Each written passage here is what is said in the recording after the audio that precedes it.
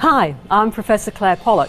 Well, as you can see, I have a bit of a title, but my main role is to work alongside our Vice-Chancellor, Professor Colin Sterling, to ensure Flinders University does everything we can to give you a world-class education and a great university experience.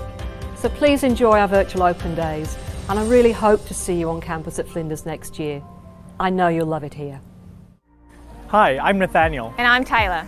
Welcome. We know you may not be able to be on campus, but don't worry, you're about to get the full Flinders fly-through. So sit back, relax, and let's go. Flinders has a presence right through the heart of Australia, from the Northern Territory through to regional South Australia and Victoria.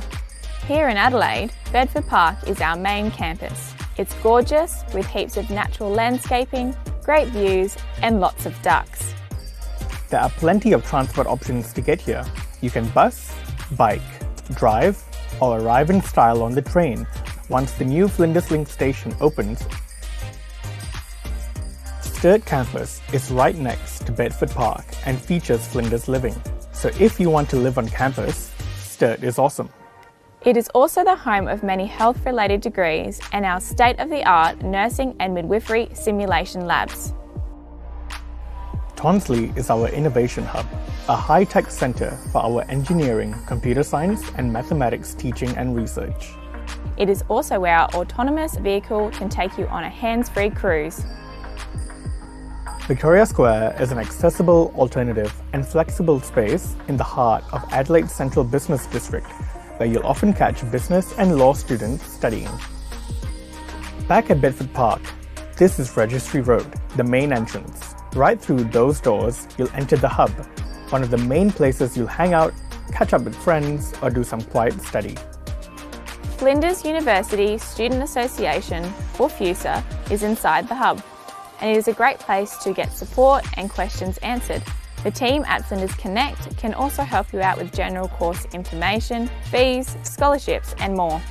From orientation to enrolment, study help, social activities, and more, Flinders International are here to support our international students, while Younger ND Student Engagement provides support for Aboriginal and Torres Strait Islander students.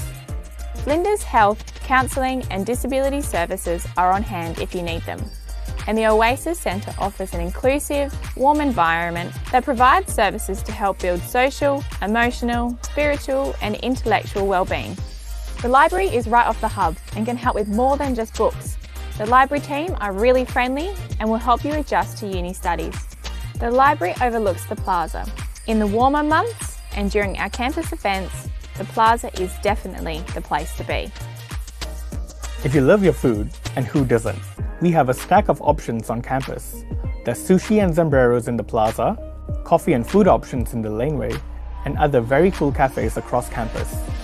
In the hub, you can grab a burger from the tab, coffee or lunch at a Leere, or snack on some Subway, Vietnamese or Afghan street food. If you want to do your own thing, the student kitchen is ready and waiting on the ground floor of the hub. Want to work off your lunch? There are plenty of places to get your steps up at Bedford Park. Take a lap of the lake, head up to Anchor Court or over to Humanities Courtyard. Check out what's happening in the Sports Centre or hit the gym for a full-on workout. If you just want to relax, then chill in the hub's multimedia room. Or maybe check out the awesome art at FUMA, Flinders University Museum of Art. Your lectures will be held in a variety of different places across campus, depending on what you're studying. The facilities at Bedford Park include some very cool labs, theatres, and simulation spaces. Make sure you check everything out when you get the chance. It may take you a while to know your way around campus, but that's okay. Everyone here is happy to help you out, and when you first start, you'll realize that you're not the only one who's a little lost. You'll soon find your way and you'll have an awesome time studying here at Flinders. Thank you for watching and we'll see you soon.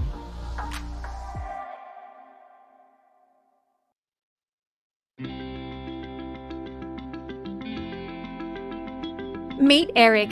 Eric has decided that he wants to study abroad in Australia. Congratulations, Eric! Studying abroad and becoming an international student in Australia is a big life decision that can have big rewards.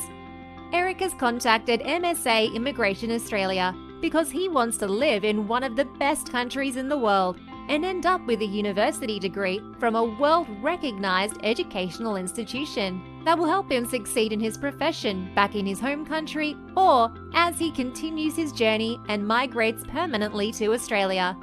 MSA Immigration Australia knows that this big life decision can often be stressful because it's important to students like Eric and he wants to get it right. That's why we have simplified the STUDY-to-MIGRATE process into 4 easy-to-follow steps.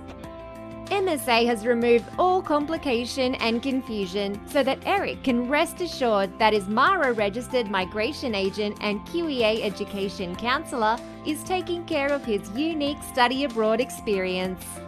First, Eric will receive an initial assessment and education counselling session. Our team will then enrol him into his educational institution and get Eric to pay his tuition fee before the final step where MSA will lodge Eric's visa. Once Eric's visa is approved, he can now prepare for his Australian adventure.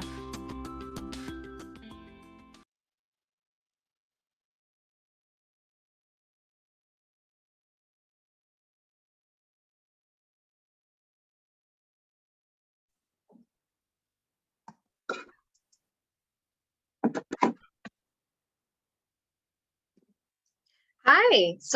Good afternoon, everyone. Thank you for joining us for this event for today. To start off with, I would like to call in Miss Pauline and Miss Sophia Tan. So they will be our co-host and hosts for today.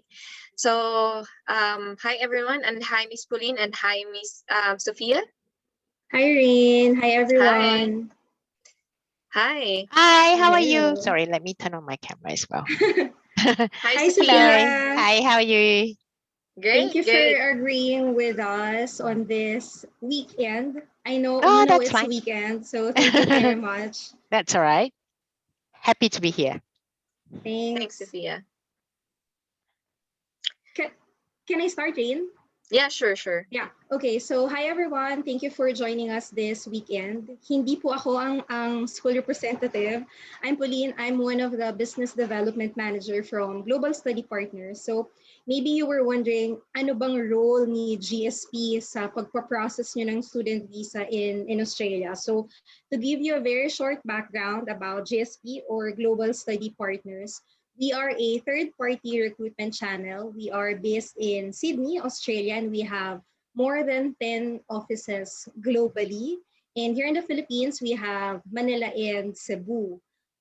So as a third-party recruitment channel, we have the direct agreement or the direct contract with some institutions. So our top study destination is Australia.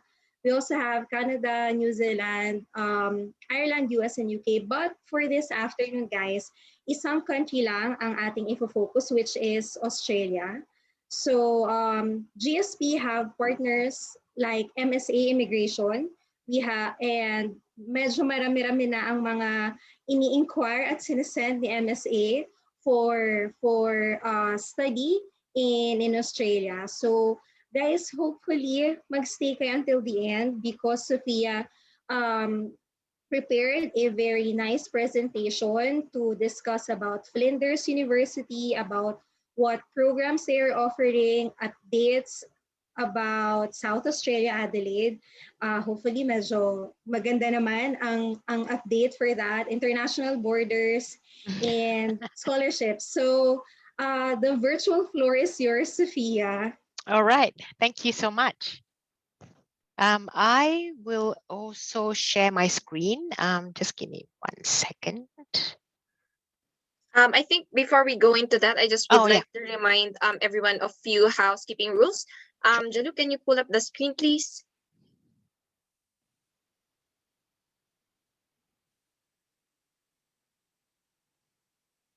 Yep. All right. So for today's housekeeping, please ensure that your microphones and videos are off to avoid distracting our presenters for today.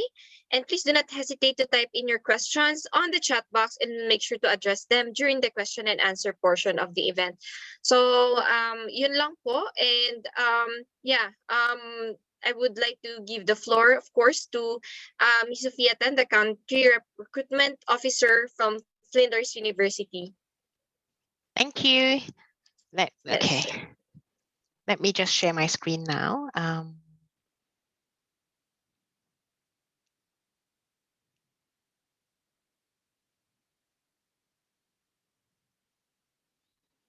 Okay. Can you see my screen? Can Yes, someone? we can. Yes, Oh, we good. can. Okay. All right. So, hi everyone. My name is Sophia Tan. I am the Country Recruitment Officer here at Flinders University, and I have actually worked here, in fact, for 17 years already. So I used to be a Flinders student myself, obviously ages ago now. And when I moved to Australia, I actually started working and didn't realize that it has already been 17 years already. So obviously, as you can tell, I am enjoying myself here at Flinders. So today this is the agenda that we will be going through. So just a little bit about Adelaide, the Flinders locations where we're located, train station that we now have on campus, some information about the university itself. Of course, I'm going to talk about scholarship. Everyone's really keen to know about scholarships normally. And of course, we are going to focus on a few study areas. So the ones that I've got it up here is in nursing, business, IT, engineering, social work, and education. And lastly, of course, everyone I'm sure is just a little bit keen to know about the international students arrival plan as well. I'm just going to touch base a little bit about that. Of course, I don't know the full details, but yeah, I will try and speak as much as I can that I know of. And of course, lastly, there's always time for questions and answer session as well. So to continue, I'm not sure, okay, I don't know how many of you have been to Australia before or have been to Adelaide, but Flinders University is actually located in Adelaide, which is the capital city of South Australia. So if you are talking about, say, comparing between Sydney and Melbourne, which is here, Adelaide is just here in that southeastern part of Australia. In terms of Adelaide, it is a modern city. Now, I'm not sure if you've just heard, I think literally very, very recent, possibly last week, we have actually been ranked #1 most livable city in Australia, or rather top 3 in the world. So as you can imagine, this is really exciting news for us. That the city that we are in is actually ranked top 3 in the world. So I'm very excited about it. So I'm sure you guys might be keen to explore the city that we have here. So it is a smaller city, of course. If you were to compare to the other bigger city like Melbourne and Sydney, the total population we have is roughly about 1.3 million people. And one good thing is that we have got lots of what we call the Adelaide city is built between the hills and the beach or the sea. So you really do get that whole 70 kilometers of coastline, around the western side of the city. We are also a lot more affordable if you compare to other Australian capital cities. So if you think about, say, Sydney, I think we are roughly about 19% more affordable if you compare between Sydney and Melbourne. We are 19% cheaper. And then if you compare between other cities like Brisbane and Perth, we are roughly about 14% cheaper to live in as well. So definitely something to think about. Obviously, when you come to budgeting and things like that, that will be very handy. So in terms of where we are located, the main campus is actually in Bedford Park here. So this is just some of the pictures that we have, our campus pictures. The top right-hand corner, this picture is the student hub and plaza. You probably see a lot of this because we are really, very proud of this building, and also the views that you get from here as well. So as you can see, you have this really nice view on a good sunny day. You can see the horizon from the campus itself, which is basically here. Yeah. Okay, I always call it the $1 million view because it's really nice view from up here. So because we are on a slightly elevated ground, so depending on which part of the campus you're standing at, you get to see that panoramic view. So it's really nice, either across the sea or even across the city skyline as well. So Bedford Park is the main campus, and that's where most of our courses are taught in. Pretty much almost all the courses are taught here in Bedford Park.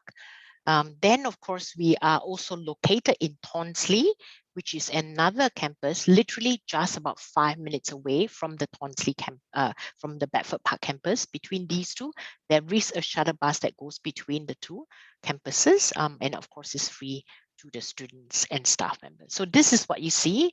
Tonsley, it cost us $120 million to build this campus or the building. And we house our computer science, IT, and engineering courses here in Tonsley, as well as mathematics. So those students who are doing IT or computing or engineering and mathematics, you will be studying in this particular campus. Okay, and then of course we have Victoria Square as well. Victoria Square is right smack in the middle of the city center, and this is what you see. And we only offer courses, postgraduate courses actually, business courses, like so for example, Master of Accounting, Master of Business, MBA program, Master of Business and Marketing, that sort of, all these programs are taught here in the Victoria Square campus, which is right smack in the city. So between Victoria Square and Bedford Park is roughly about 20 minutes. Okay, so just to show you the extent of our main campus. So Bedford Park as a main campus, this is what you can see here, the yellow dotted line, or it shows the boundary of the campus itself. So as you can imagine, it is a large campus. We are located on 180 hectares piece of land. So as I mentioned earlier, depending on where you stand, this is the coastal line where the beach is. So on the campus itself, we are the only university in Adelaide that offers on-campus accommodation. So Flinders Living is located on campus itself. We also have Flinders Medical Center here, and we have Flinders Private Hospital here. So as you can imagine, we have 2 hospitals that are located within the campus itself, which is probably another reason why we've been quite well known for all our allied health and medicine and that sort of programs. And we also have nursing located here. Paramedics, optometry, they are all taught here, as well as exercise science as well. Okay, so that is the Bedford Park campus. Now, I'm sure you saw the video earlier that we were talking about the Flinders Railway line. So at that time when the video was done, it wasn't ready yet, but I'm really pleased now to tell you that it is now open. The Flinders station that is within the campus of Flinders University is now open. I think it was the first train ran on the 29th of December last year. So it's roughly about 6 months ago that it opened, the train line. So as you can see on the map here, this is the CBD area. As you can see here, Adelaide. And Adelaide Railway Station is the main railway station in Adelaide City. That's the train line that goes to Tonsley, which is our Tonsley campus. And then we also have the Flinders, which is the main campus at Bedford Park itself. Okay, so between Tonsley and Bedford Park, in fact, it's only 1 stop away. So that's just how accessible it is now. From the city to get to the Flinders Bedford Park campus, it now only takes 22 minutes. Or if you calculate in songs, it's only about 6 songs to get there. So you get there sooner than you think when you're listening to music. A little bit about Flinders University. So we are founded in 1966. So this year we celebrated our 55th anniversary.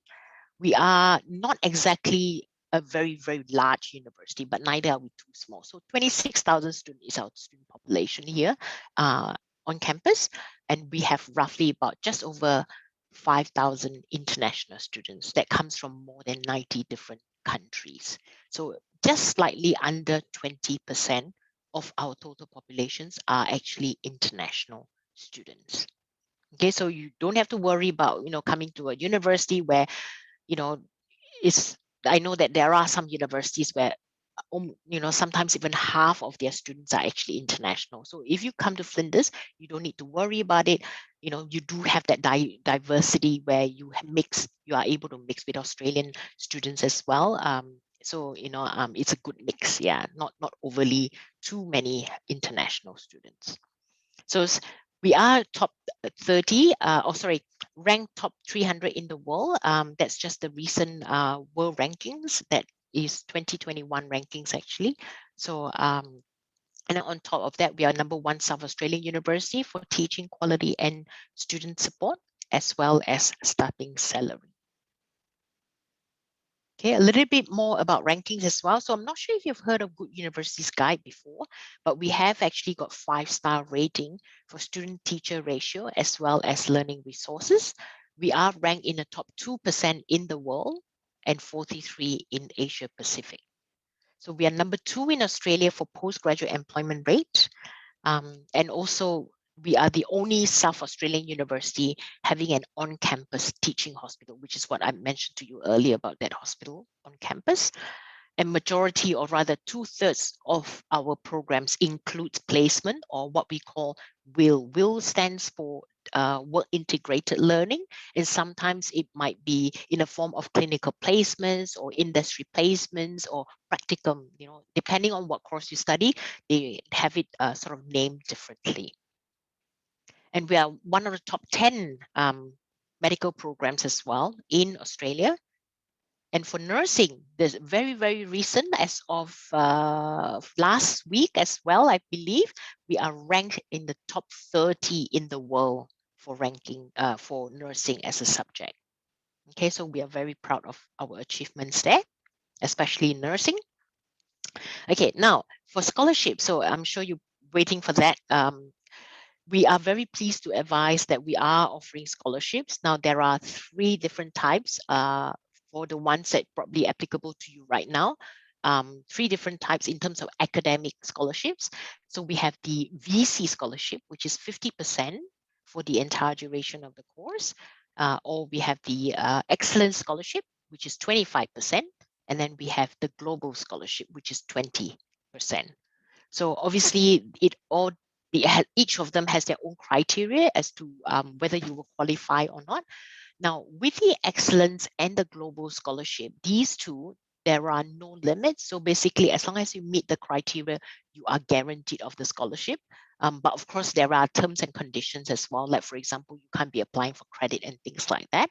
And of course, you are also expected to maintain a certain GPA as well, in order for you to continue getting it for the rest of the course.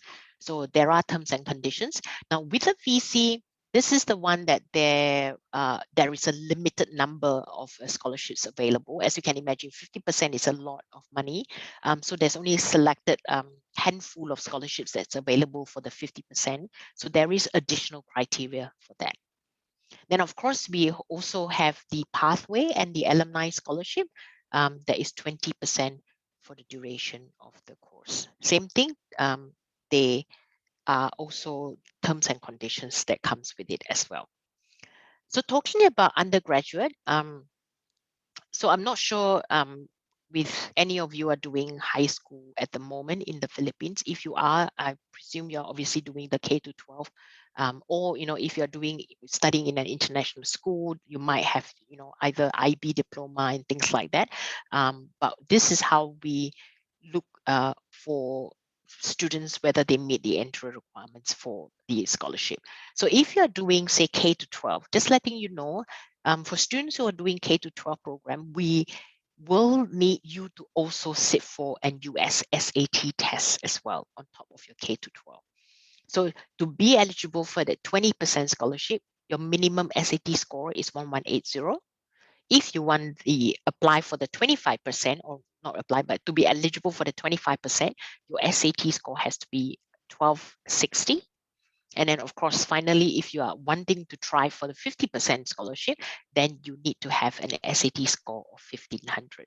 This is with the assumption that you're doing K-12 qualification, and the fact that we don't just accept K to 12 directly into our bachelor's, unfortunately, we will require to also sit for the SAT. And that's the reason why I have put in the SAT scores here as a guideline. Okay, now there are always some exclusions as well for the scholarship. So the scholarship is applicable to all courses except for these few bachelors at undergraduate level. So the medicine course, because we offer the Bachelor of Clinical Sciences Doctor of Medicine course, a 6-year program, this is not offered under that scholarship scheme. Same thing with the medical science and master of optometry, unfortunately, is not included either. And the 2 nursing programs currently are excluded as well. I don't know whether anything will change in the next few months, although I did hear a little bit of a rumor, or I don't know whether you would call it that maybe there might be some changes for the nursing, whether they're considering whether they should include nursing in the scholarship program. But at this stage, as I speak now, unfortunately, nursing is not included. So as I say, I'm not sure whether that will change in the next few months, but at the moment, it is not offered under the scholarship. So that's for undergrad. Now for postgraduate scholarship, what we require from you is a GPA of 5 out of 7 in your bachelor's degree. So obviously at Flinders University, our GPA is calculated out of 7. Now I know that in the Philippines, your calculation is very different, where your highest is 1 and I think your lowest is 5. So not to worry too much about the calculation of the GPA, because our admissions team will be able to do the equivalency or the converting part of things. So you just need to lodge in the application for the course. There is no separate application for scholarship anyway. You just apply for the program itself, and if you're eligible, we will just automatically issue the scholarship to you together with the offer letter. The only thing is that with the 50% scholarship, there is the additional form that you to fill up. And with that one, your GPA needs to be equivalent to 6.5 out of 7.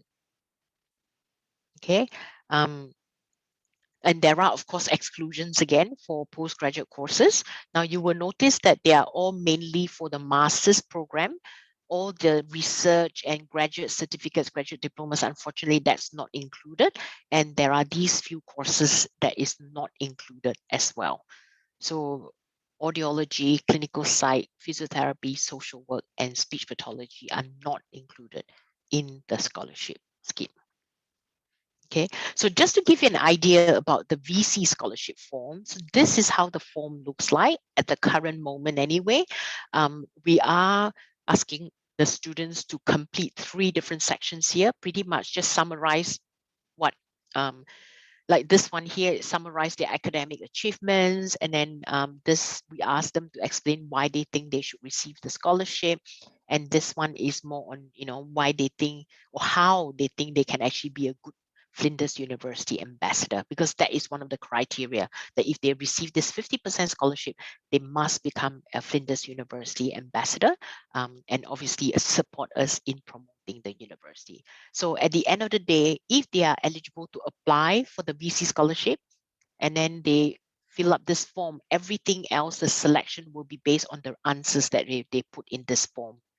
So please do spend some time to write or think about what you would like to, be convincing, so that you can get selected and be successful for it. Okay, there is a panel committee meeting that will actually meet up to select the successful candidates.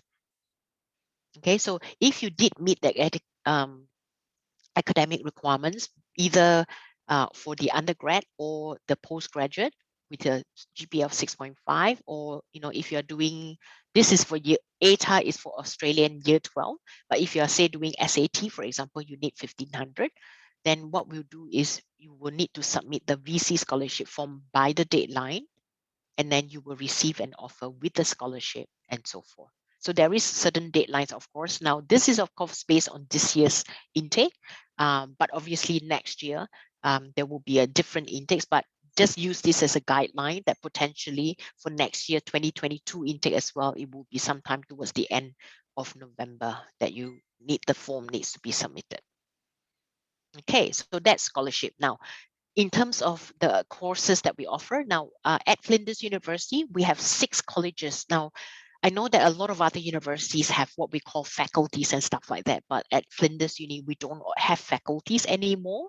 We have changed from 4 faculties to now 6 different colleges, and these are the 6 different colleges that support our education.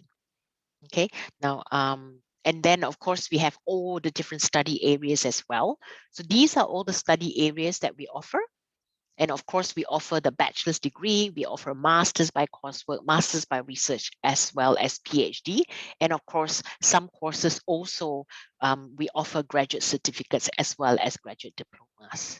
So obviously, we don't have enough time to be covering all the study areas. So I have actually been requested to focus on these areas here that have already been highlighted, which is education, social work, nursing, IT, engineering, and business as well. Okay, so without further ado, let's go straight into the courses. Now, for nursing, as I mentioned earlier, we are ranked number 30 in the world by subject for nursing. We are also the first nursing school in Australia and the largest actually nursing school in Australia as well. So we have our own teaching hospital. As I mentioned earlier, we are the only one in South Australia that has that. And certainly we have the state-of-art clinical labs and simulation wards as well. And placements actually start from year 1 itself, and then it increases in year 2 as well, and then year 3. Okay. Now, with Bachelor of Nursing, we offer 2 different programs in Bachelor of Nursing. We have the graduate entry program, and we also have the pre-registration. So the graduate entry is a 2-year program, and the pre-reg is 3 years. So you may be asking what is the difference between the two. In most cases, a graduate entry is actually referring to someone that has already completed the bachelor's degree. So the bachelor's can be in any discipline, including nursing as well, if the degree is not recognized in Australia. So for example, for those of you who say, for example, had already completed a Bachelor of Science in Nursing in the Philippines, you can then apply for this course. Okay, but there are, of course, some criteria, or what we call prerequisites as well. So with the prerequisites, we need you to have done at least a 4.5 units of study in body structures and functions. So for example, like human biology and things like that. So if your bachelor's degree is not related to science that allows you to have actually done a topic in human biology, then you can meet this requirement by completing a short course. So Monash and La Trobe University offer these short courses. So you can actually study any one of these short courses. I think the short courses are between 5 to 8 weeks. They are all online. So if you do not have any background in human biology or anatomy, then do one of these short courses. But your bachelor's degree can be literally in any discipline, whether it, in business, for example, or in IT, where totally not related to health or science at all.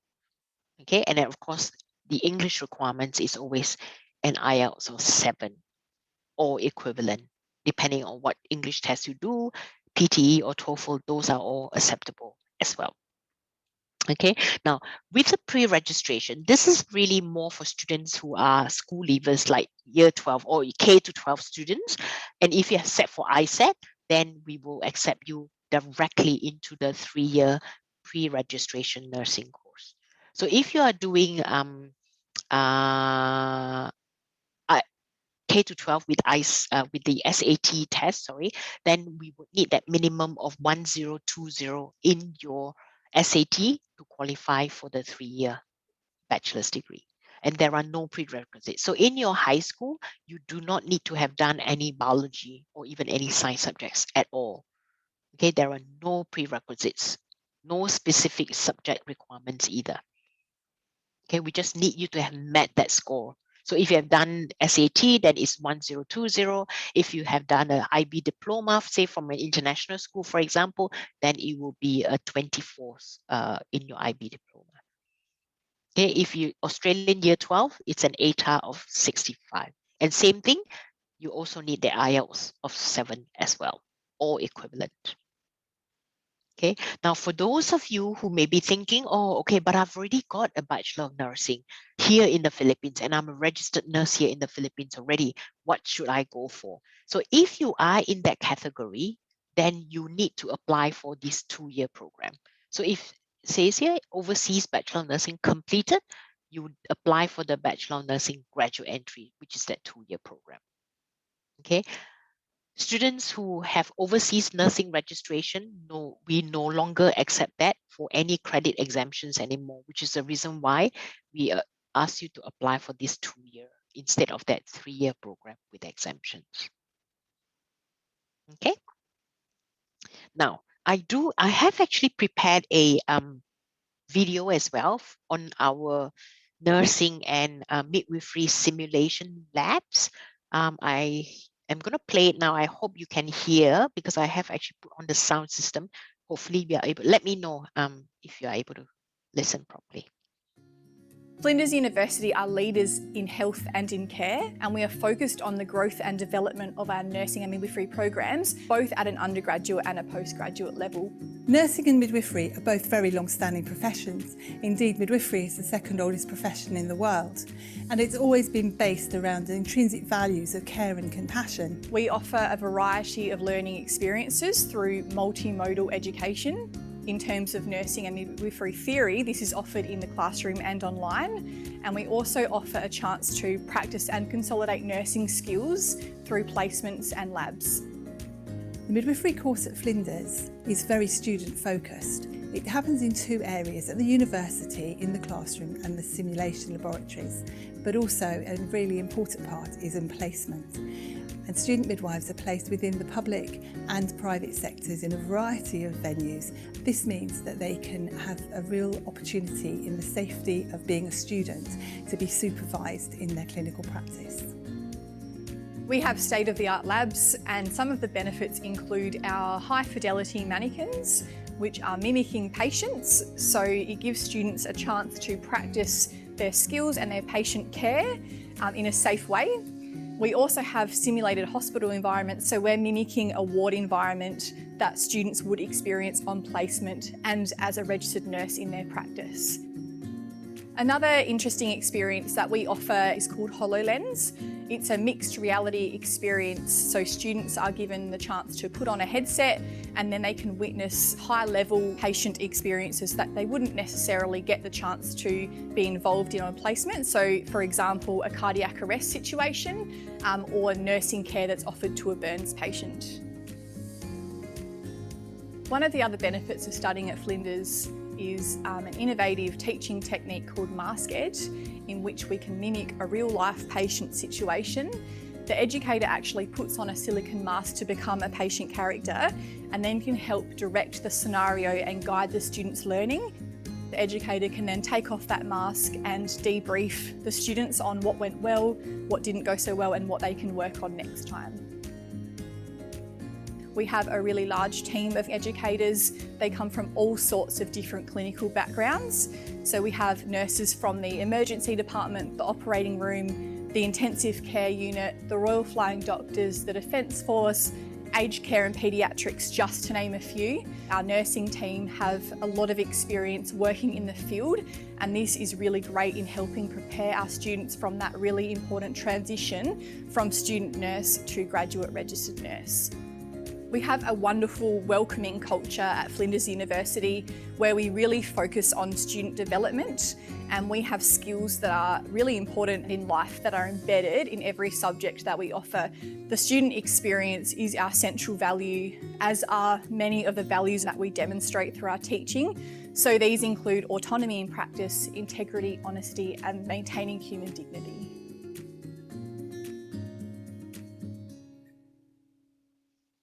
Okay, so that's the video. I hope that impresses you. That's the facilities. Oh, sorry, going over now.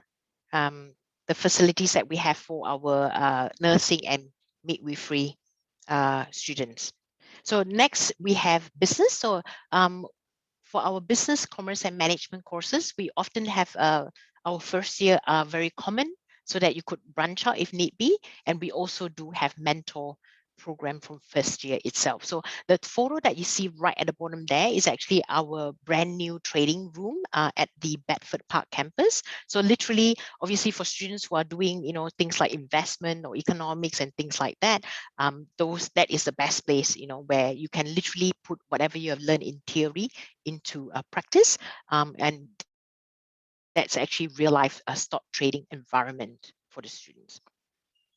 So just letting you know, in terms of the undergrad and postgrad courses, both in business, I just want to specify that we do have industry placement and industry projects in both the bachelor's and the master's. The good thing about the industry placements, as you can all imagine, all students will be able to go, in fact, it's guaranteed that you will be able to get an industry placement. And this is a very good opportunity for all students, because most of the time you find that students did well in the placements to the extent that they are all offered jobs after the placement. And sometimes they are even offered a job even before they graduated. So it's a good opportunity for the students to showcase themselves and what they are capable of. And what we do in terms of industry projects is basically, the companies come on board into the campus and provide us with, problems that they may be facing, for example. So we would give it out to the students as a project, and the students will work on them, trying to find solutions and things like that. They will also present it back to the companies, and then depending on the companies, which one they choose, they will then literally get it implemented. So in other words, the students are literally working with real life projects, hands-on. And so, when they graduate, they can literally put it in their CV that they have had this experience already. Okay, and then just to show you, these are the areas of specialization that we have under commerce and business. So the ones that you see on the right-hand side are the Bachelor of Business, majoring in these specialization. And then, of course, we have the Bachelor of Accounting, Bachelor of Finance, Bachelor of Commerce, Bachelor of Banking Finance, and so forth. Okay. Then next, we have IT. Now, these are some of the courses. Some of these courses are actually brand new as well. Like, for example, the Master of Data Science is brand new. And we also have the Masters of Computer Science in Artificial Intelligence. So as you can imagine, data science is actually continuing advances in technology, and the growing complexity of big data is now leading us towards a world where an incredible amount of information is at our fingertips. So it's creating a need for specialists who can make sense of and to find new insights from all this information to create innovative solutions. So Flinders Master of Data Science will give you the skills to analyze complex data and to help solve the challenges first faced by the government as well as industry in the 21st century. Same goes with artificial intelligence. As you can imagine, AI is now infecting the future of the industry across the globe. And of course, we have the artificial intelligence program that offers you the chance to develop advanced skills and knowledge in a field with a strong growth potential. Now, why do you then study computer science, data science, and IT? So with the emergence of high-tech fields, including AI, machine learning, and data analysis, the demand for skilled professions in this rapid industry is actually now continuing to increase. You can imagine how everything that is surrounding us at the moment are all related to IT, whether like digital, virtual, network, cybersecurity, all these will prepare you for a high-tech career. So in actual fact, just letting you know, all our programs here at Flinders, all our programs here, IT and computing programs here at Flinders are accredited. So for undergrad and postgrad, computer science is actually accredited by Australian Computer Society. We also have 12 weeks industry placements as well for undergraduate IT and at master's level. we have live industry projects. So similar to what I've just explained earlier about the business courses, same thing, they have live industry projects as well. And I mentioned earlier about the campus, the $120 million, the building that I showed you earlier, this is where it will all be taught at. So in terms of entry requirements for those programs that I've just spoken, especially the, the sort of the key ones where moving forward, I think that is going to be in huge demand. Data science is definitely one of them. Cybersecurity network as well, and AI, artificial intelligence. So the programs, we need a bachelor's degree in IT or computer science for the network and cybersecurity. And then for data science, we need something that has got IT-based mathematics or stats as well. Okay, and for AI, artificial intelligence, we would need you to have computer science or IT background in your bachelor's degree, but something that is in behavior science or psychology may also be considered as well.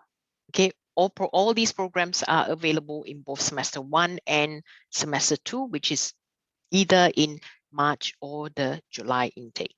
And as mentioned earlier, all these programs are also offered under the scholarship scheme as well. Some of the career opportunities. So the master's degrees will prepare you for a high-tech career. And in fact, 20.2% projected employment growth for ICT professionals, according to the Labour Market Information Portal. So those are some of the occupations that you can go into. Next, we have engineering. So with our engineering, we are #1 in South Australia for engineering. All our bachelors of engineering as well as masters programs are all accredited by Engineers Australia. Okay, and in fact, in terms of civil engineering, both our undergrad and postgrad students have actually received 100% employment since we started teaching civil engineering. So these are our key specializations for engineering. We have civil, mechanical, biomed, electrical and electronic, environmental, robotics, and software. Now with environment, we had actually stopped offering that for this year in 2021, but it may actually be available from next year onwards. So please just keep in touch with us, stay tuned, and hopefully that will be updated soon and be confirmed. Okay, and then same thing, a bit similar to IT and business. We also have work integrated learning, or what we call industry placements. So if you look at undergrad level for engineering, we offer a 20 weeks industry placements actually. So it's a very long one, as you can imagine. 20 weeks is actually about 5 months. So industry placements take place in your 3rd year, 2nd semester. Most other programs at other universities, you will find that they only have a 12 weeks in industry placement, but at Flinders, we have 20 weeks because the industry have told us that 12 actually is a little bit too short, that students don't have enough time to be involved in any projects. By the time they really settle in and know exactly what's happening, it's almost, about time that they need to leave. So that's why they suggested the 12 weeks, which is why we have accommodated to what they are after. Okay, we have more than 300 industry partners. We don't just put our students anywhere. We literally ask them where they want to be, and we make that happen. And these are just some of the industry partners that we work with.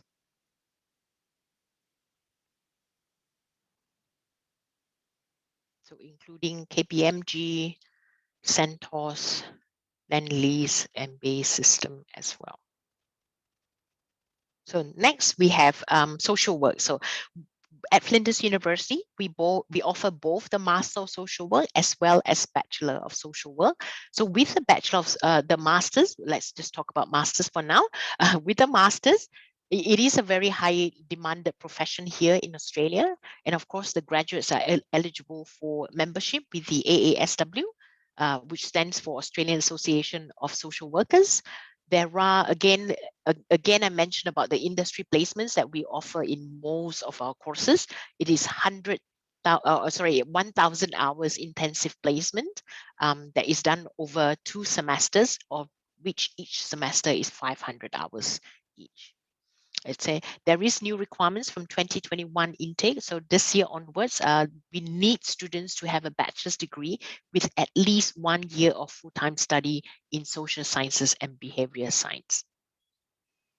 Okay, so a lot of areas are covered under the social sciences. So things like management, psychology, education, those are all included as well. So if you would like to know more, please search up Academy of Social Sciences in Australia, and you can see there are quite a lot, more than a dozen study areas actually is included under social sciences. And IELTS requirements is a 7 or equivalent, and there is no longer a GPA requirement for the Masters of Social Work. So with the bachelor's, same thing with the Masters, also accredited with AASW, same thing that do supervise placements as well. But for the bachelor, it is a 4-year degree program, whereas the master's is a 2 years, and these are the entry requirements. So if you're doing SAT, it is 1100 that is needed to get in. And the English requirement is the same as well. We need a 7. And there are no prerequisites. So with the bachelor's, we do not need you to have any prerequisites at all. But with the master's, we need you to have your bachelor's that is at least 1 year of study in social sciences. Okay, now then we have education. I think this might be the last study area that I'm going to talk about. So with education, we are ranked top 300 in the world for education. We are very strong in this area here in South Australia, especially. A lot of teachers would have actually come from Flinders University. It is a strong profession with very strong future growth as well. Okay, now I'm going to talk a little bit about the courses that will lead to teachers registration in South Australia. Now, if you are wanting teaching registration, if you already done something in your home country and you suddenly decided, no, I want to be a registered teacher here to be able to teach here in Adelaide, then you can actually do the 2-year Masters of Teaching. And we have these specializations here. Or of course, if you are a K-12 student and you have already set for your SAT, then you can apply for that 4-year Bachelor of Education double degree. And these are the courses that we offer. And also, if you did want a combined degree, like a bachelor's as well as a master's, then you can do a 5-year bachelor plus master program as well. Now, all these courses listed here will lead to teachers registration, and we will need an IELTS score of 7 and 7 in all subbands. So as part of the requirements as well, an additional criteria is that you must also submit a teaching capability statement as well. It's basically a statement of between 400 to 600 words, and basically explaining what you think you can, what capabilities you have to be able to be a teacher. And so, you need to write that and submit at the same time together with the application. So it is very important that you pass this teaching capability statement, because if you fail that, then you will not get an offer. So make sure you do focus a little bit, take a little bit more time to make sure that you write properly. Now, there's a difference again between the Master of Education and the Master of Teaching, because at Flinders, we offer both programs. So the teaching one is the one that will lead to lead teachers registration, but we have the Master of Education that does not lead to teachers registration. The Master of Education is really more so for students who are already registered teachers, but wanting to upskill and specialize in a certain area. Okay, so please make sure that you understand that there's a difference between the two, and depending on what you are after, if you are wanting to ultimately be a registered teacher here in South Australia, then please make sure that you apply for the Master of Teaching instead of the Master of Education. Okay, and lastly, one of the last few slides, this one here. I just want to let you know that if you are wanting to apply for the master's, not all courses requires a GPA requirement to go into the master's program. So majority of them actually just require you to have successful completion of a bachelor's degree and approved bachelor's degree. So only these few programs here require a GPA of 5. All other master's program do not require a GPA. So you just have to take note that, for especially 4 out of 7 is actually a pass. So that's okay, that's all right. But it's the 5 out of 7, which is essentially what we call a credit average. So these are the ones that you need to be more mindful about. If you're wanting to apply for these courses, then you must have at least a GPA of 5 out of 7 or equivalent, in your own home country's GPA calculation. Okay. As stated here, we no longer require GPA for our Master of Biotech, Master of Social Work, Master of Engineering, and Doctor of Medicine as well. Okay, now lastly, something that all of you are probably interested to know. So I'm sure you might have actually heard a little bit about the ISAP program, or what we call the ISAP, the International Student Arrival Plan. You may have heard that the federal government, the Australian federal government, has now approved the South Australian International Student Arrival Plan, which is basically, the whole plan is basically to allow international students to come into the country, in this instance to Adelaide. And what they will do is that the students that come in will be put into a quarantine facility. In this instance, is actually held here in the Flight Training Academy at Parafield Airport. Now, this Parafield Airport is not the normal Adelaide International Airport. This is a totally different airport altogether, which is towards the north of Adelaide. And this is where there's students would study here in terms of those that are training to become a pilot. So it's not the normal international airport at Adelaide. It's a separate airport altogether. So the students, if they are coming, they can cater up to 160 students in that Parafield facility, the quarantine facility. So 160 students for the 2 weeks quarantine batches. So obviously they will need some time to clean it. Each time they vacate, they will obviously need to deep clean the place, and then another batch of 160 will come. I mean, obviously that's the plan at the moment. But also just letting you know that the ISAP plan is actually open to the whole sector. So it's not just only to the university, but it's also to students who are perhaps studying at TAFE SA, or even a private provider, or even ELICOS program as well. Okay, so, and we also know that it is going to be led by, the ISAP program is led by the South Australian government, but the operational side of things is actually to be by an independent organization. So, and so what we have heard is that they have nominated Study Adelaide to be this organization, okay, to plan it all out. And so, as I understand, Study Adelaide has a website that's specifically a web page on ISAP itself, on this International Student Arrival Plan, and there are all the FAQs and things like that there as well. So if you are interested, please make sure that you Google up Study Adelaide, and you can then subscribe yourself to the web page and the FAQs. So at the current moment, there are still lots of work to be done in the background, because as it mentioned here, we know that it's going to be open to the whole sector, but we do not know how many each of us will be allocated. Like, for example, there are a few universities here as well. We do not know how many Flinders will get allocation, how many students can get allocated to each particular provider. So these are all being, worked out in the background. Like, all the universities need to meet up and come to an agreement as well, not just universities, the private providers, the ELICOS providers as well. Okay, so yeah, so this is what we know at the moment. Okay, I don't know, from what I heard is that they say it could be as early as August, but that is something that that's not been confirmed yet.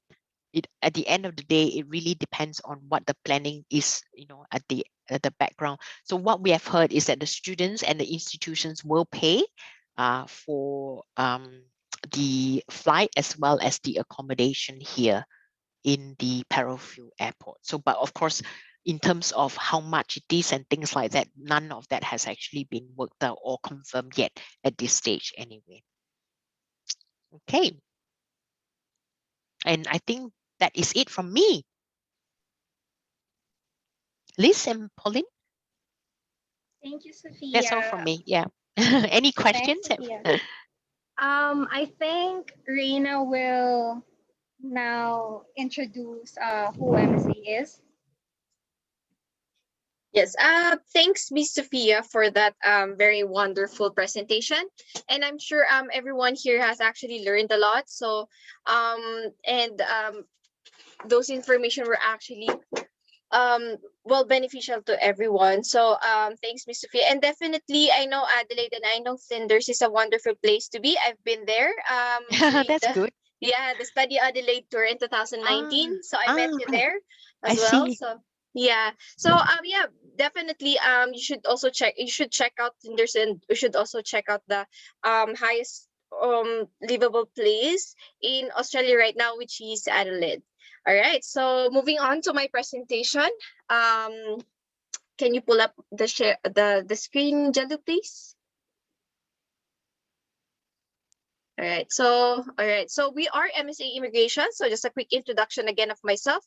I am Reina Ruperta. I'm a qualified education agent counselor from MSA Immigration. Next slide, please. All right, next slide, please. All right, so just a brief background about what MSA, who MSA is. So we are a education and a migration consultancy service based in Perth, and of course also here in the Philippines. So we are led by Miss Christ Marie Tentia, a migration agent advisor, and also joined or co-directed by Steve Kilarski and Adam Davis, who are both citizens as well in Australia.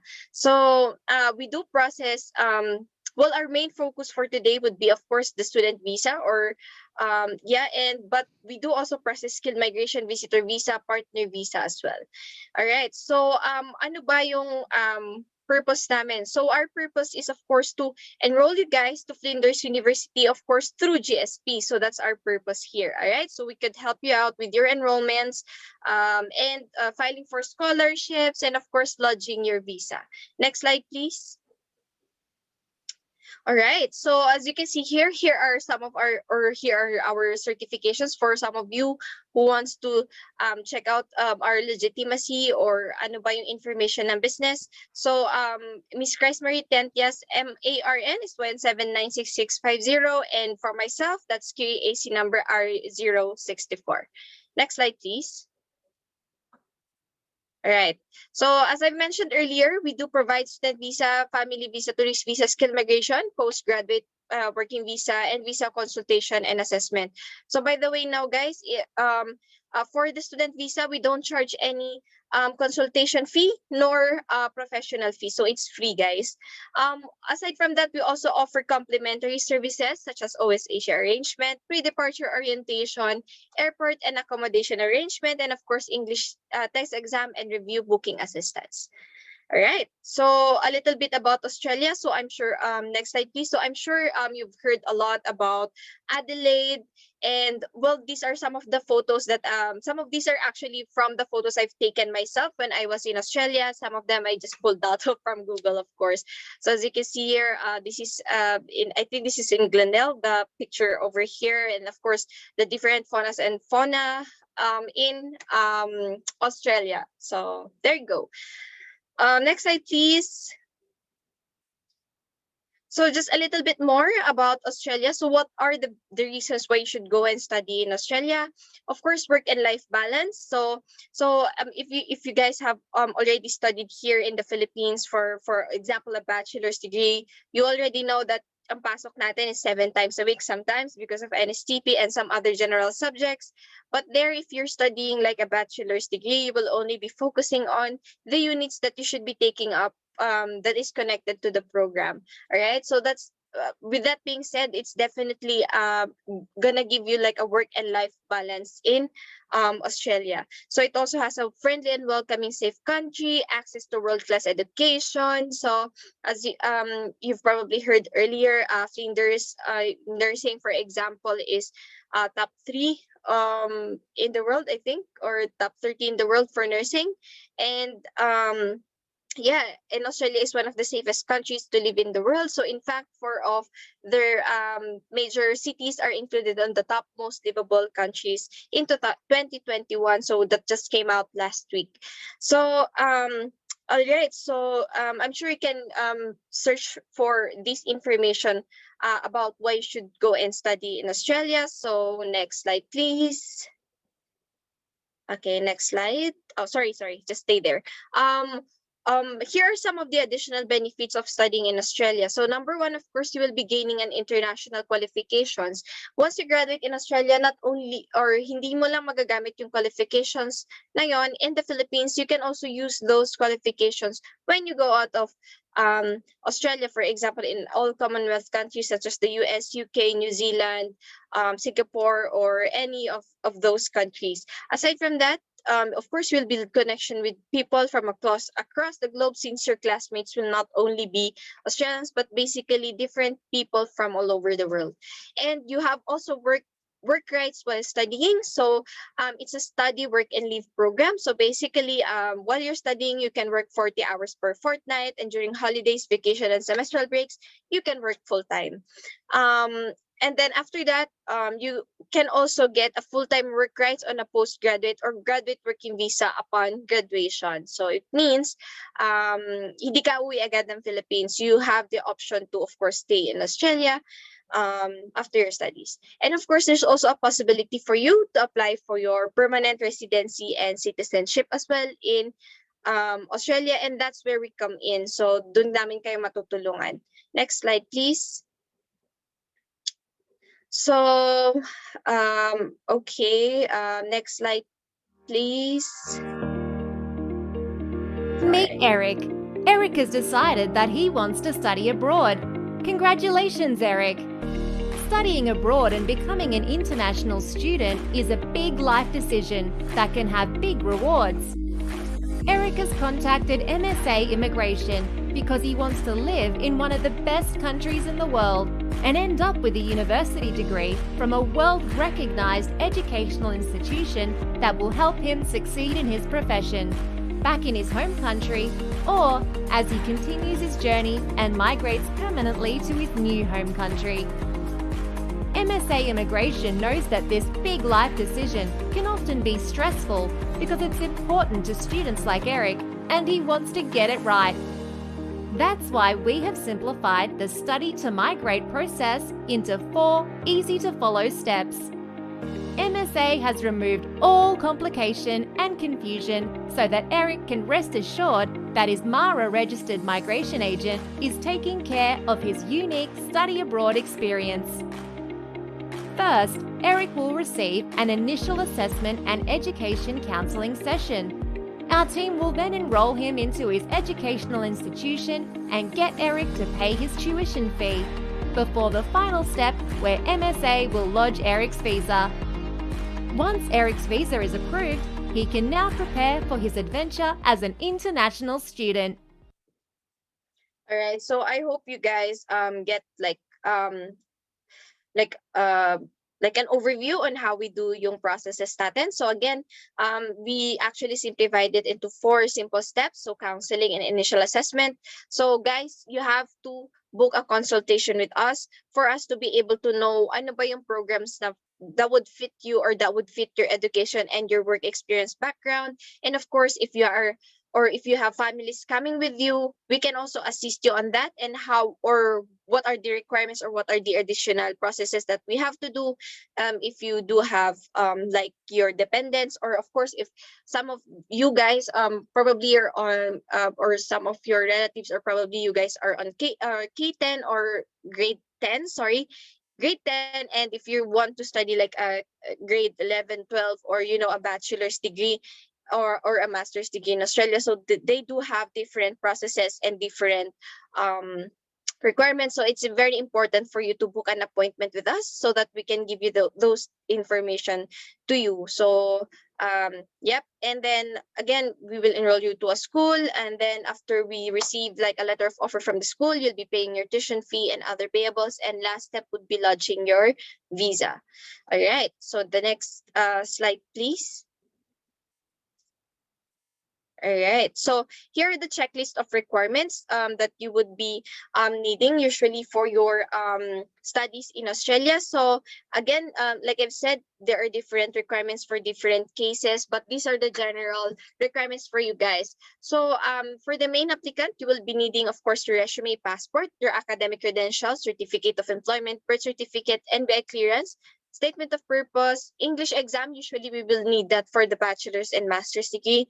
Of course, if it's applicable, you have to provide your professional license and marriage certificate.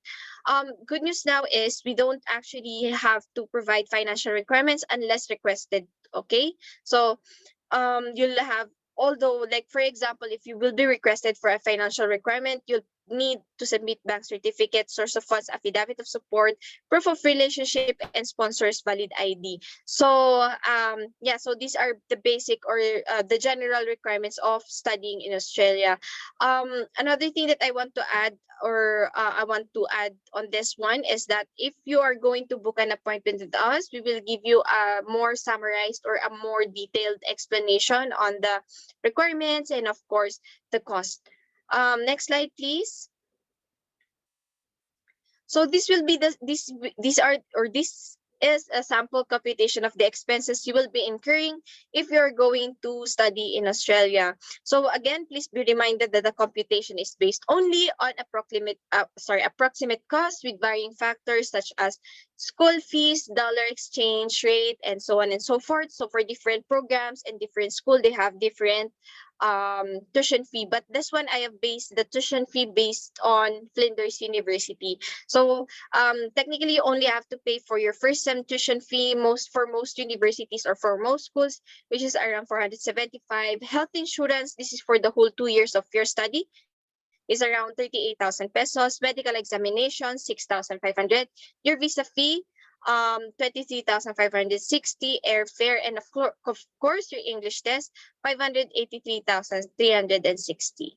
So let's say you will be asked to submit a show money. So upon request, you will be required to show first year, the amount of your first year tuition fee, first year cost of living, and of course your two-way airfare, which will cost you around 1.8 million peso. Again, approximate cost. So you have to really book an appointment with us so that we can know the specifics of this computation for very specific to your needs and to your qualifications. All right, next slide, please. So okay, so I know that was very quick, and now I think we should go into the question and answer. So I think we will be receiving questions and answer now. So for both Sophia and myself. All right. So you can type in your questions on the chat box, guys, and we can read them to you, or we can answer them for you.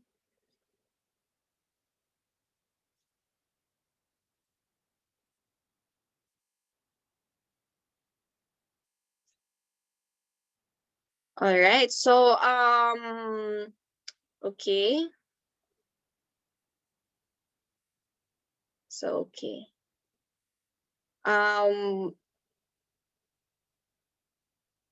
We will also be sending, by the way, the link for your appointment through the chat box below, so that you can book your one-on-one consultation with us. All right. I think they don't have questions because Sophia gave a very informative explanation about Flinders and the programs they're offering. Yeah, I know. Yeah. Yes, I know, I know. Thank you very much for that one, Sophia. So it was very, very informative, and indeed it was very complete as well. So, I know a lot of our attendees for today. They're like, most of the questions that they ask is usually like scholarships. What about scholarships? How to apply for scholarships?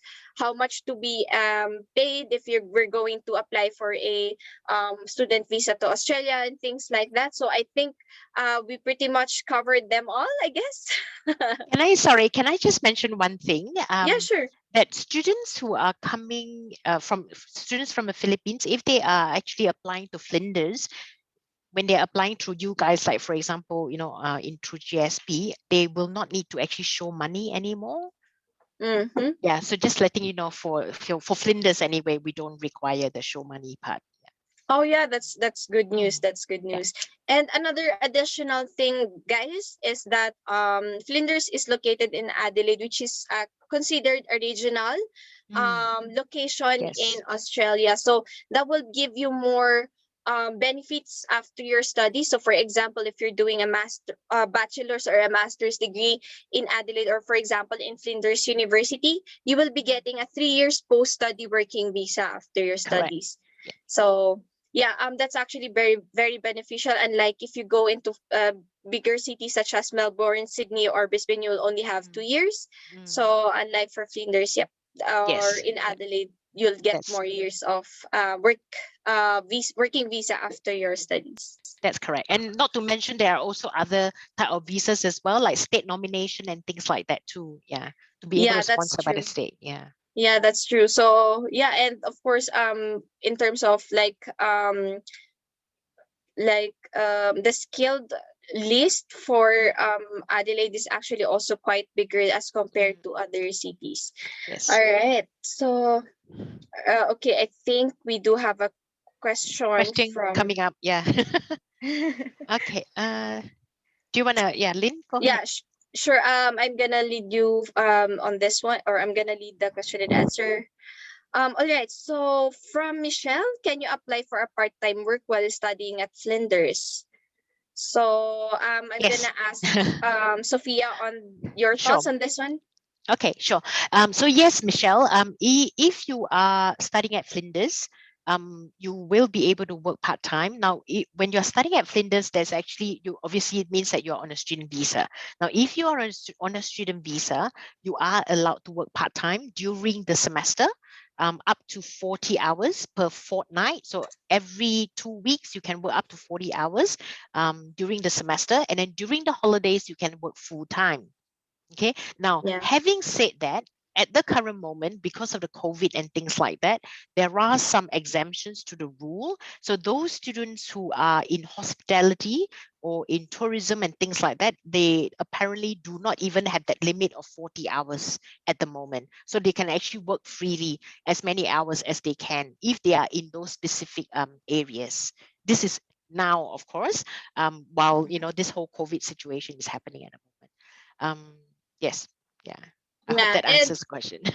Yeah, that's true. That's true. And probably another follow-up question on that one is, what are the usual part-time jobs that your students going to once they arrive in the university? Okay, most of the students tend to look for part-time work, for example, like in hospitality. So like, they could be working in restaurants, and they could be working in convention centers as waiters, like those kind of services, or even in a food court. I also know of some that goes into cleaning jobs as well, cleaning offices, for example, that sort of thing. There are some that goes into factory working, like work in a factory. So at the end of the day, it really depends on what they wish to do. There are times when, personally, like from my own experience, I have worked as a waitress before in two different restaurants, actually, during, a period of time. And then I've also even do house cleaning. I still remember, my parents even like jokingly Yeah. say to me, "Oh, what, at home you don't even help out?" But then yet, when you're studying in Australia, you actually do house cleaning. Yeah, so it's, Yeah. things like that, as well. Yeah. And in Yeah. retail as well, like sales assistant, in whether Mm. it's in boutiques or clothing shops or sports shops, those kind of places as well. Yeah. Oh, I see. I see. That's amazing.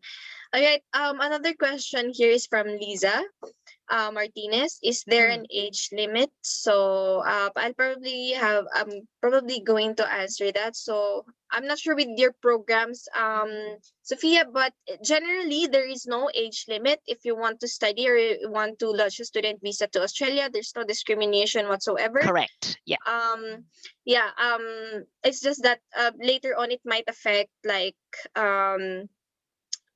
a further visa after your student visa. So it's a different case. Again, it's a different case if we get it to like around 46 years old. So yeah. For your courses, Sophia, do you have any age limit or basically, yeah, do you have any age limit for any of your programs? No. For medicine, we would want the students to be at least 18 years old. But in terms of limit, in terms of how old you can be, not really. We have had students who have come in at 40 over before as well to do Bachelor of Nursing, actually. Yeah. So, so no, not in that situation. But as you said, if you're talking about further visa after studying, if they want to apply for other type of visa, then yes, there might be some sort of a age thing, like you may not get a certain number of points if your age is over a certain, but that of course you would know more than me in those details. Yep. All right. So another question is from Christian Bill.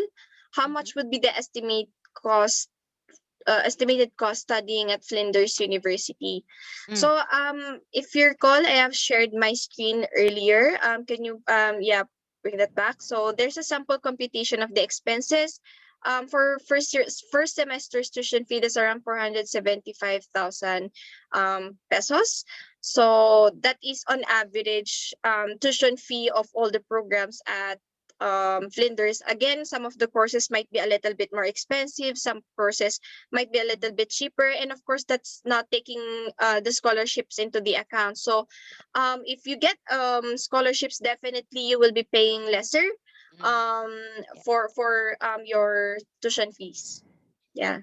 Yeah, that's correct. So if you are eligible for the scholarship, automatically when you receive the offer letter, we will deduct the portion of that scholarship straight away out, so that you don't even need to worry about paying that yet. So all those will be taken into consideration. Yeah, that's true.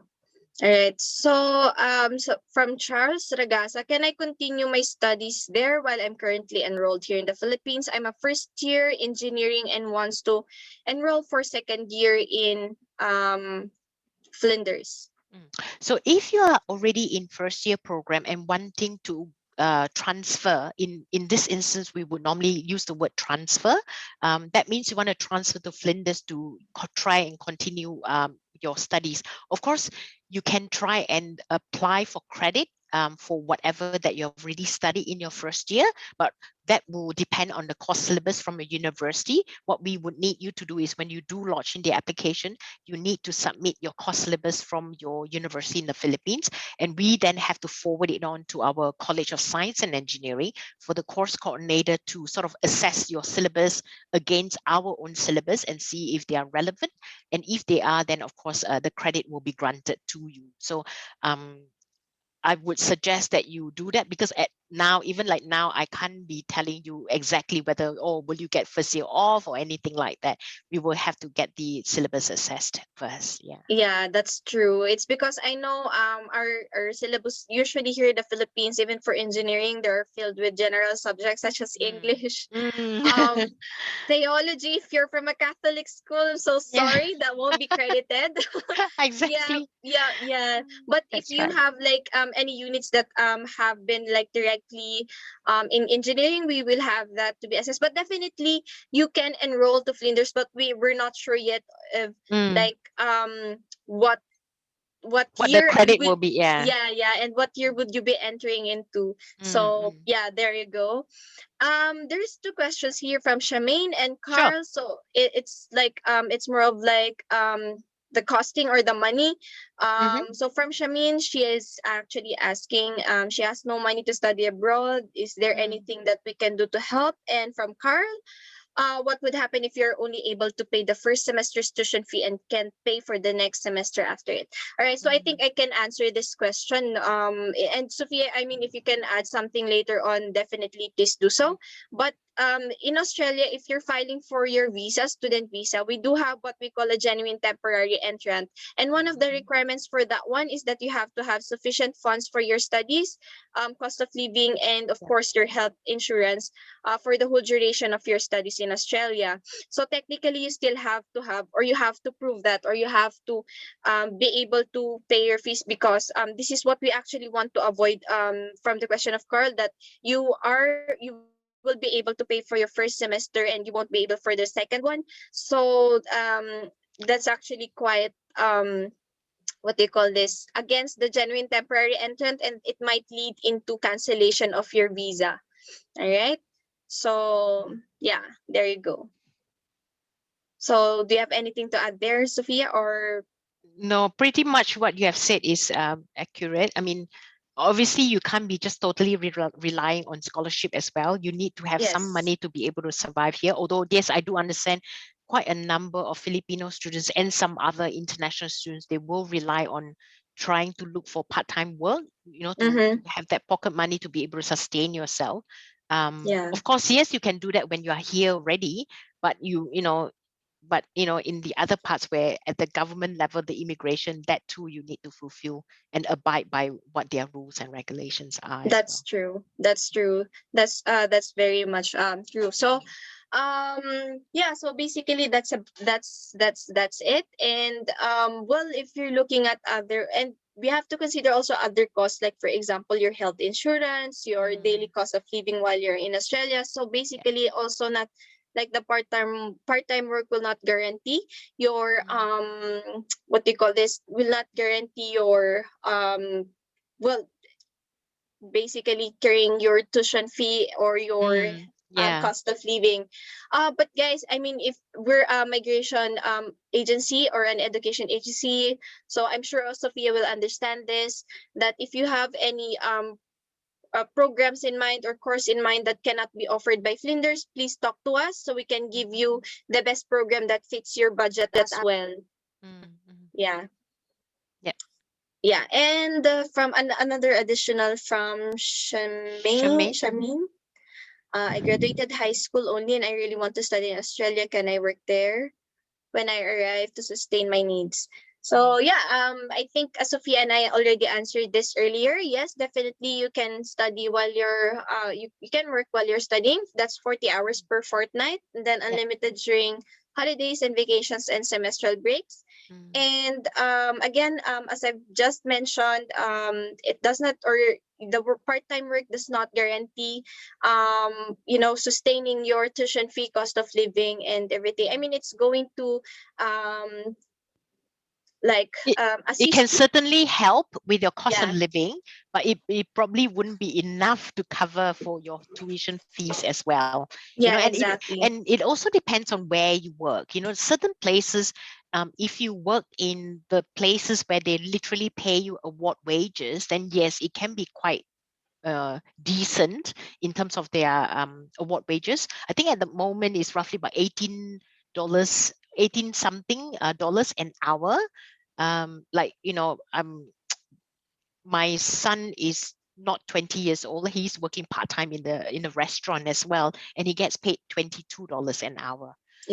During work days, and in fact during weekends he gets paid $27. So, but of course it really, at the end of the day, depending on where you manage to find those jobs and whether those companies will actually pay you award wages. Some of them kind of, sort of do it under the table, and they may Yeah. not necessarily pay you award wages as well. So yeah, so it really depends. I do agree with that one. So I think we'll be taking the last question for today before we end this webinar. So this is from Melva Escalante Ozabel. Is it possible for my sister who is living in Adelaide to be my sponsor for my cost of living and tuition fee if not granted the scholarship? So would you like me to answer that? Yeah, sure, go Sophia. Okay. Right. So if your sister is living here already, yes, she can be your sponsor. But what will happen is that she may be able to, when you say she may be your sponsor, but I don't know, okay, whether when you say that, is she completely going to pay for your tuition fee and also the cost of living? Because if it is just a matter of helping you pay the tuition fee, that's fine. Like, it doesn't matter how the tuition fee is paid, whether it's through you or through your parents. Your sister can certainly just pay when the time comes that it needs to be paid, then she pays on your behalf. That's fine. And of course, while you are already here, if you're living with them in the same house, obviously that sort of thing is all taken care by. But it's just that for immigration purposes, when you do lodge in your application for visa, I'm sure immigration would want something, from you. So in that instance, you might have to then find that you might need your sister to provide maybe a bank statement or something like that. I think, Lynn, this you might have a better understanding than me. Yeah, that's true. Basically, your sponsor, sorry, I was sidetracked by another question that is quite related. So from Dennis Agbayani. So probably I'm gonna answer this in one statement. So does the sponsor need to be a citizen? No, your sponsor doesn't have to be a citizen. Your sponsor can be from anywhere as long as you can prove like the accessibility of the funds from you. So this is in relation to like show money. If I'm talking about like financial requirements, if you will be asked for a financial requirement. So for example, even if Flinders is not asking it, but the immigration might ask you for it. So basically it has to be someone who is closely related to you as much as possible, and you have to prove the accessibility of the funds. So it technically doesn't have to be a citizen in Australia. So to answer also Miss Malva, yes, your sister can be a sponsor for both cost of living, tuition fee, and scholarship. Again, there's only like such a percentage, so still you have to pay for, like, for example, let's say you'll get the 50% off on the tuition fee. There's still 50% off you need to pay, and of course, cost of living. Definitely, it's basically also up to you. So your sister can be your sponsor. So I hope that we have clarified that. However, if you have any more details, you can ask me in Tagalog. Para if for example you cannot express your questions in English, you can send your questions through here. You can also send your questions through the email sent on the chat box, so we can actually answer them and get back to them later on. So I think that's about it for today. Thank you everyone for coming to this webinar. And of course, thank you, Sophia, and thanks, Pauline, for today's webinar. So I hope you all have a great weekend. Thank you. Thanks for having me here. Thank you, Sophia. Thank you, MSA. Thank you. See you. Bye, everyone. Yes, thank you. Bye. Have a great day. You too. Stay safe.